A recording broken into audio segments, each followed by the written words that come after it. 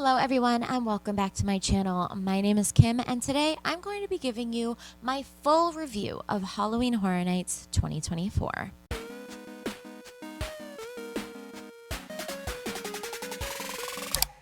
Before I get into anything, I want to thank everyone who has watched, liked, shared, and commented on my discontinued Attractions of HHN video. It was a behemoth for me to write and edit, so the love that it's getting has really been amazing. I will link it down below for anyone who hasn't checked it out yet. So we're in the thick of spooky season now, but my Rush of Fear pass for HHN has unfortunately expired, which means it's time for my official review. Yay! If you haven't gone yet, never fear, there is still about a month left in the season. The 2024 event ends on November 3rd, and so there is still plenty of time for you to get your scares in. Hopefully this video, along with the shorts and the TikToks that I've been posting about HHN 33 so far, can be helpful in your decision on whether or not you want to go. Alright, let's get into it. I'm keeping the sections of this video pretty simple. We're just going to go with the bad and the good this time. So if you don't want to hear me complain, you can just skip to the good part. Remember, these are just my opinions, so if you disagree, please do so in the comments below. I love an open dialogue. Finally, this will be your one and only trigger warning for anyone who might be offended or scared by fake gore. I'll be showing some stuff from the scare zones, so take care of yourself and your triggers if that sounds like too intense for you. The bad. If I had to pick one major gripe that I have with this year, it would be the lack of cohesion. The icons, the houses, the merch, and the overall story of the event this year didn't really work well together in my opinion. On any other year of the event, it might not be as noticeable, but when you compare this year against HHN 32, you start to notice the weaker areas. I'm going to be doing a lot of comparisons to last year, not only because it's the most recent example for me to go on, but also because I think it was one of the best years of HHN storytelling that there has ever been. From the icon of the park, Dr. Oddfellow, being just an amazing master of ceremonies, to his presence being felt throughout the original houses, to the scare zones mapping out the story of Oddfellow's life, the whole event felt very thorough and well planned. Even the merch was thematically cohesive, featuring a lot of mystic symbolism, and given Oddfellow's whole shtick with the dark zodiac, it really made sense and pulled it all together. This year, however, was all over the place. Let's use the merch as a jumping off point. I can fully acknowledge that just because I don't like the merch designs this year doesn't mean that they're bad. I've heard plenty of complaints about the merch last year, and different people just like different things. But the bright neon colors are completely out of left field when you look at the rest of the event this year. Except for one very short room in Slaughter Cinema, there really isn't anything else in the park to warrant the weird neon grunge aesthetic that we get. The icons are red and blue, the archway is brown, and all of the other colors are very muted and sort of earthy. And then you have this random bright orange shirt with bright pink and green font. And the thing is, I don't even really hate that design, but it's just totally in contrast with everything else. Along those same lines, the main merch shirt, the shirt with all of the houses on it, doesn't even feature anything related to the supposed icons of the event. Instead, it's the neon grungy punk rock skeleton from Slaughter Cinema again, which begs the question, who is the icon this year? Is it Sinister and Surreal, the twin sisters who welcome you into the park? Is it Otis, the demonified archway? Is it the punk rock skull guy from Slaughter Cinema? Is it the Wolfman from the new Blumhouse movie that was only featured for one night before being completely scrapped and never officially mentioned again? It's really hard to say. I think Sinister and Surreal are meant to be the icons, but shy of a few shirts and blinky cups, they're not really featured on anything. They have about 2.5 scare zones, and that's about it. No TV promos, no dedicated house, nothing. I honestly didn't even realize that the Demon Queens or Torture Fair scare zones were related to them until like 2 weeks into the event. And maybe that's on me for not noticing, but also I kept missing them in the actual scare zones, so it just never occurred to me. Let's not even talk about the Duality of Fear scare zone, which is basically just the two icons standing at the top of the catwalk while chainsaw people menace people on the street below. Not much of a scare zone, if you ask me. For the first couple of weeks of my run, I didn't even catch Sinister and Surreal at all. I used the Stay and Scream locations for a lot of it, so I never saw them at the opening scaremonies, and by the time I was leaving, they were gone, probably in their respective scare zones.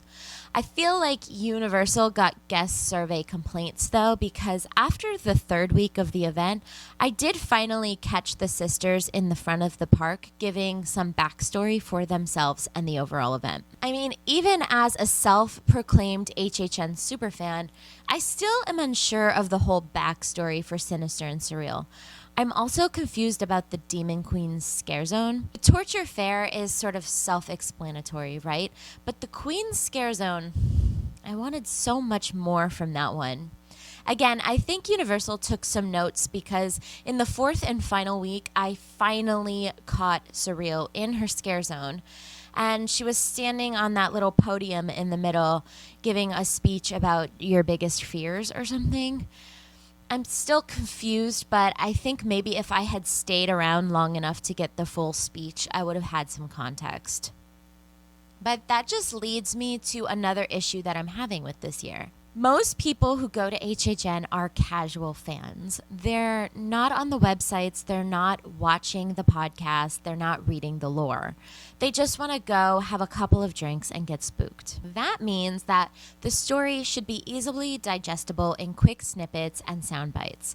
I shouldn't have to listen to a whole podcast on the Universal YouTube channel to understand what's going on in one of the scare zones. The podcast should be supplemental detail for the obsessives like me who need more lore. It shouldn't be necessary homework to understand the context of the event. And you may say, well, Kim, the casual fan doesn't care about the lore anyway, but that's irrelevant. It should still be accessible to them whether they care or not. I should be able to come in like I was born yesterday, look at Sinister, know she's the violent one, look at Surreal, know she's the weird one, and then enter their scare zones to get a better idea of what that means. The Torture Fair is really straightforward, right? It's a Renfest gone wrong. I think that scare zone was done really, really well. But the Demon Queens, it's just such a letdown. There are 4 Demon Queens. One has vines all over her. One has a cage around her head. One is like candy corn colored. And the last one is covered in spikes. What are they the queens of? Do they represent certain fears? Are they just meant to be creepy looking? I have no idea. Going back to last year again, the Hollywood Scare Zone was reserved for the Dark Zodiac. And even if you didn't know a single thing about Dr. Oddfellow's story, you could still tell that each character in the Scare Zone represented a sign of the Zodiac. Pisces was a fish person, Scorpio was a scorpion lady, and so on. So why is it that the character design for the Demon Queens is so ambiguous? And don't tell me to listen to the podcast to get the backstory.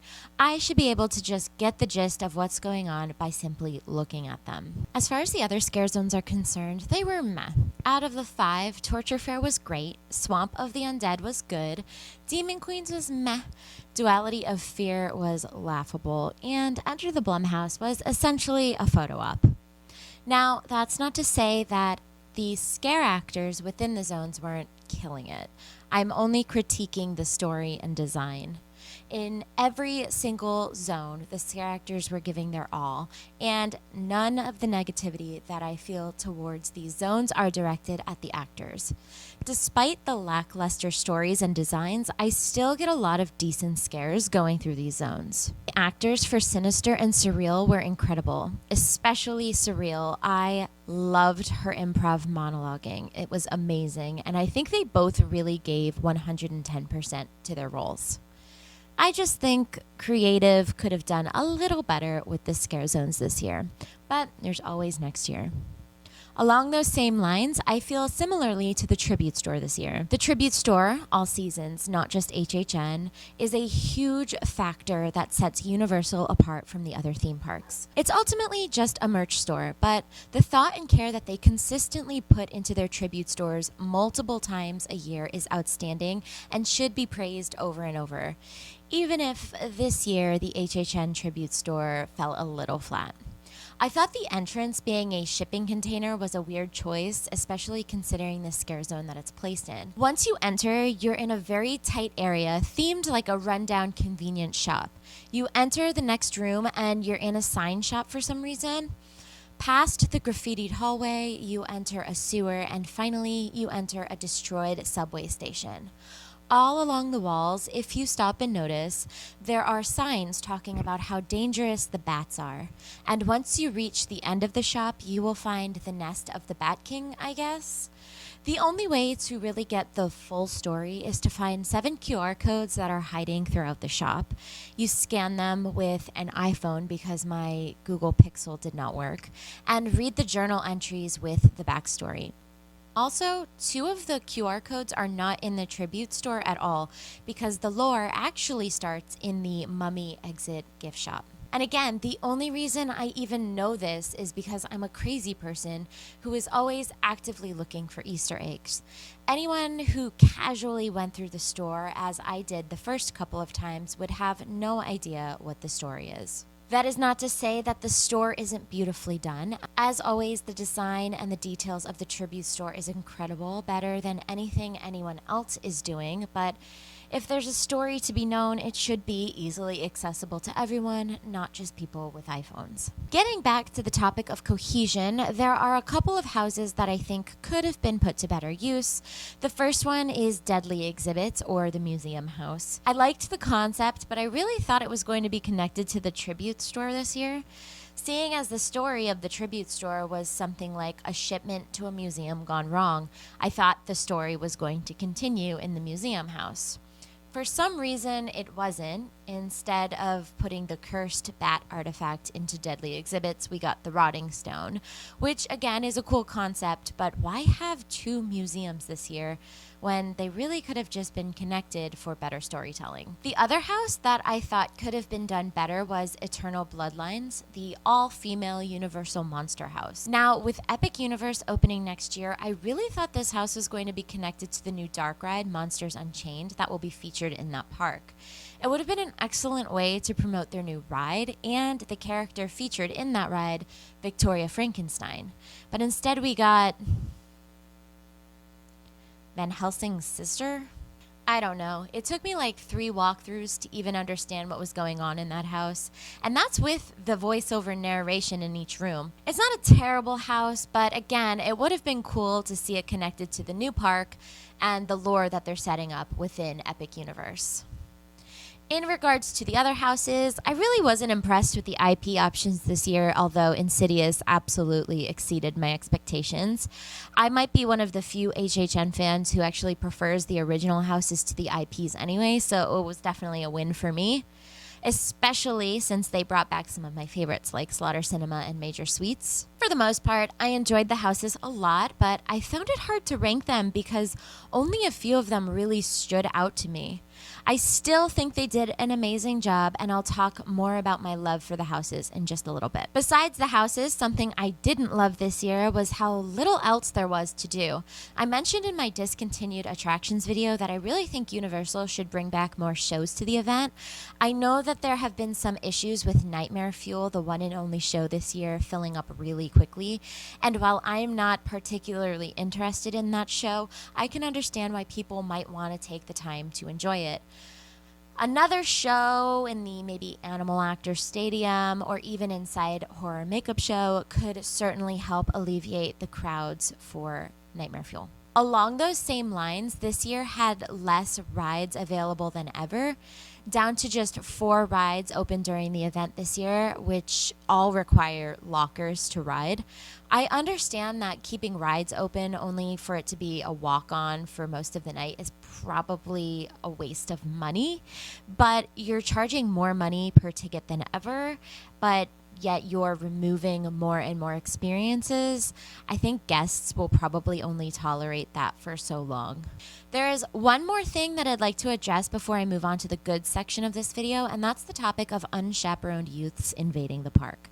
It was a big conversation online this year that there were just too many teens running around the park in big groups causing chaos. Now, I personally found no issue with any teens or young adults this season, though I did see them. They never bothered me. Of course, that doesn't mean it didn't happen to others, so I am sympathetic. People on Twitter were complaining of line skipping, raucous behavior, and general youthful shenanigans. Fans suggested that they either ban kids under 18 or that Universal requires a chaperone, like many other haunted events around the country have done. But here's what I'll say to that. As someone who's been going to HHN for 20 years, I have been that unchaperoned youth. I've probably been just as, if not more, annoying than the kids who are here this year. Teenagers and young adults in general are just annoying, but if they're not hurting anyone, you kind of just have to suck it up. There's security and police presence all over the park. If you see something, say something. Otherwise, just acknowledge that they're kids on a night out trying to have fun just like everyone else. So try to ignore them and have a good time anyway. Personally, I was more disturbed by the amount of babies, actual infant babies in the park this year than anything. Why are you holding a beer in one hand and walking past the chainsaws with a baby strapped to your chest? What is wrong with parents? Y'all have got to do better because babies and toddlers cannot consent to an extreme event like this. Seriously, reconsider bringing your child, your infant baby child, and toddlers to this event because it's a lot. It can be really scary for them. Okay, rant over. Let's talk about all of the good stuff at HHN this year. The good. I want to start with the most obvious topic this time, the houses. You go to HHN for the haunts most of all, and aside from my opinions on a few IPs, I was extremely happy with the house options this year. I mentioned before that I love the original content houses, so the fact that there were 6 of them to enjoy was absolutely amazing. Insidious is going to go down in my mind as the scariest house I've ever been through. I go to HHN alone a lot, and that was the only house that I've ever refused to go through by myself because it was just that intense. The room with the curtains, I can't. It was incredible work on all of the actors' parts. The creative team killed it. It was just so incredibly effective and such an amazing house. 10 out of 10. Goblin's Feast was a whimsical little house with very unique scares, and the Triplets of Terror house got better and better every time I went through it. My friends and I even dressed as the 3 triplets. While I have my issues with deadly exhibits, I could see the vision and I did love the concept of a museum house. My second favorite house this year was Slaughter Cinema, only second because Insidious was so crazy. While I thought the rooms were a little too short, I absolutely loved all of the movies that they were based on. I am going to start a petition for a full Hatchet and Chains house next year because I just love the idea of a demon wrangling cowboy. And I cannot stress this enough. All of the characters were on point this year, at least all of the times I went. The scares were all very aggressive and in your face. They were putting their all into it, and it really made for such a great experience. Also, something that I almost mentioned in my discontinued attractions video was the use of giant puppets. Ultimately, I'm glad that I didn't add it because there were so many amazing puppets in the houses this year. I don't want to give too much away, but the puppet in the Monstrous house got me every single time. Overall, I loved that the original houses got so much love this year, and I really hope that that's a trend that we see more moving forward. While the IPs tend to draw in the big crowds, I think this year proves more than ever that people will come to the HHN event for the whole event and not just the IP houses. Another thing that I really liked about this year was the new Assistance Pass time locations. Clearly, Universal has seen that there's an issue with their assistance passes at HHN. And while I don't have one personally, I have a few friends who have had to receive time slots for their passes, and I think that the options that they had this year were not only really efficient, but super convenient as well. This year, instead of just getting your pass at guest services, there were designated ticket windows for guests to get their passes. Once inside the park, guests could either get a return time at the front entrance of the house, or they could go to one of two designated return time locations. One of those locations was in the front of the park, located near Despicable Me, and the other was in the back of the park by Men in Black. At these locations, they could get a return time for any ride, house, or show. That helped alleviate a lot of the lines at the front of each attraction, which helped people like me with just straight up express passes get through the lines quicker too. While I hope in the future Universal will graduate to a more app-based system like Disney has, this is definitely a step in the right direction. Some details about this year specifically that I really liked were all of the 33 references. You have Sinister and Surreal, twin sisters, both with threes in their name. Then you have their iconography, which each had a backwards 33 to represent them. The Triplets of Terror, 3 siblings with their birthdays on March 3rd, 3-3. The graffiti details in the tribute store give their ode to the 33rd year of the event, and even all of the shirt prices were $33. Another great thing to love about this year is the food and beverage options. Universal is always really good about the food and drink options every year. It's nice because sometimes I just like to be at HHN and maybe not even necessarily go through the houses. So sometimes I'll just come, grab a couple snacks, maybe a drink, sit down in one of the scare zones, and people watch. Some of my favorites this year were the Pincho skewers, the chocolate tres leches, and of course the twisted taters. I made a couple food rating videos for TikTok, so I'll insert them here so you can see some of the other foods I ate during the run and what I thought of each of them.